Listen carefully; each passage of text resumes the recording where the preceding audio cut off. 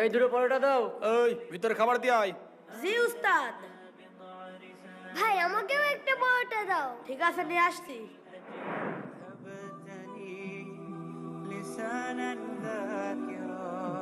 এই নাও।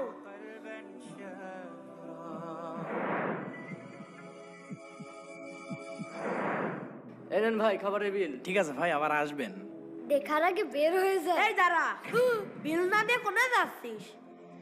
আমি প্রতিদিনই দেখি যখনই দোকানে ভিড় হয় তুই টুক করে ঢুকে পড়িস আর খেয়া দে টুক করে ভিড়ের ভিতর চলে যাস।